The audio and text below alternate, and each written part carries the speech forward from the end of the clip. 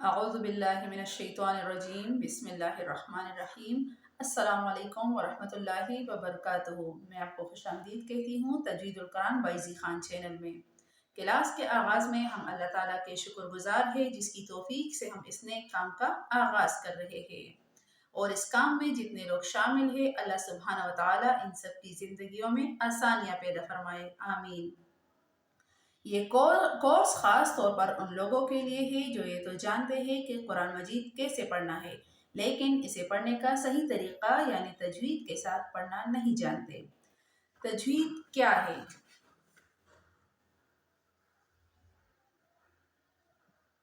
تجوید کیا ہے؟ تجوید مخارج اور صفات اور تلاوت کے قواعد کا لحاظ کرتے ہوئے قرآن کو پڑھنا ہے۔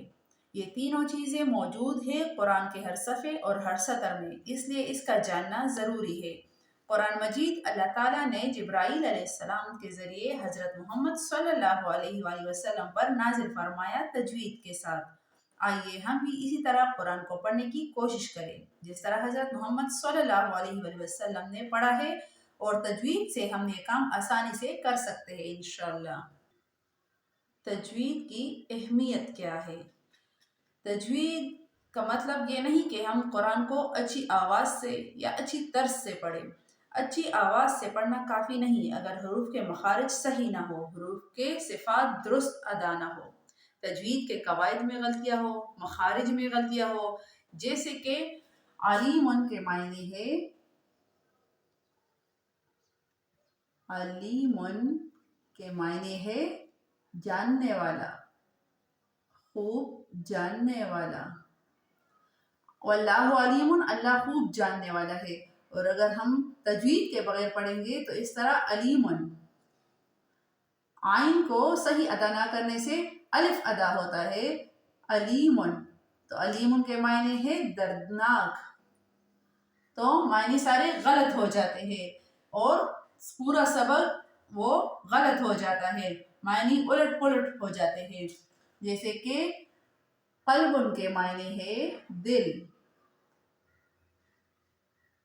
قلب کے معنی ہے دل، اور قاف کو صحیح ادا نہ کرنے سے قلب، قلب کے معنی ہے کتا،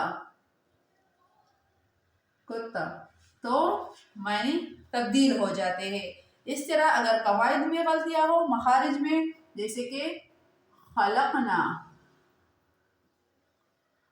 خلقنا کے معنی ہے ہم نے پیدا کیا، ہم نے پیدا کیا، اور خلقنا، خلقنا الف مدہ ادا نہ کرنے سے معنی تبدیل ہو جاتے ہیں، معنی ہوتے ہیں ان عورتوں نے پیدا کیا، عورتوں نے پیدا کیا۔ تو دیکھیں الف مدہ ادا نہ کرنے سے معنی بالکل تبدیل ہو جاتے ہیں، تو اس میں ہمیں خیال رکھنا چاہیے کہ الفاظ کو کیسے ادا کریں گے۔ تلاوت کے دوران ہم سے غلطیاں اس لیے ہوتی ہے کہ صحیح طریقے سے نہیں سکھایا گیا یا ہم نے سیکھا ہی نہیں، کیونکہ یہ ہماری مادری زبان اردو کا اثر ہے، اس میں تو تجوید کا پتہ ہی نہیں چل سکتا۔ یہ جو ہم کورس تجوید القرآن شروع کر رہے ہیں، اس کے مقاصد میں سے قرآن مجید کو تجوید کے لحاظ سے صحیح طریقے سے پڑھنے میں آپ کی مدد کرنا ہے، تجوید کے بنیادی قواعد کو اور ان کی اہمیت کو بتاتے ہوئے صحیح طریقے سے سکھانا ہے، اور ساتھ میں یہ بتاتے ہوئے کوشش کرنا ہے کہ یہ قواعد کیوں اہم ہے۔ قرآن مجید میں بار بار جو الفاظ آتے ہیں ان کی مشق کرنا، تمام اسباق کی پڑھائے گئے 350 ایسے الفاظ جو قرآن مجید میں تقریباً 40,000 بار آتے ہیں، قرآن مجید کو غلط طریقے سے یا تجوید کے بغیر ہم اللہ تعالیٰ کی خوشنودی حاصل کرنے کے بجائے عذاب الہی کو دعوت نہ دیں، استغفر اللہ۔ قرآن مجید کی درست طریقے سے تلاوت کرنے پر خود آپ کو خوشی ہوگی، دل کو سکون ملے گا اور پڑھنے کا مزہ آئے گا، اس لیے کہ آپ اور ہم سب اللہ سبحانہ و تعالیٰ کے کلام سے قریب ہوتے جاتے ہیں۔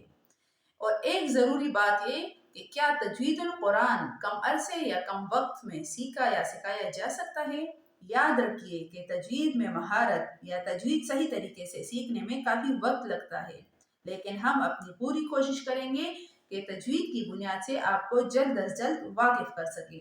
इसके साथ साथ अहम उसूलों को जान सके और इन पर अमल करके सादे और मौसर तरीके से सिखाया जा सके इंशाअल्लाह। आप सब नाजरीन से गुजारिश है कि चैनल को लाइक कर ले और बेल आइकॉन को प्रेस कर ले ताकि हमारे लेक्चर्स के साथ आप लोग रूटीन में कनेक्ट रह सके, क्योंकि तजवीज़ को हिस्सों में नहीं सिखाया या सीखा जा सकता।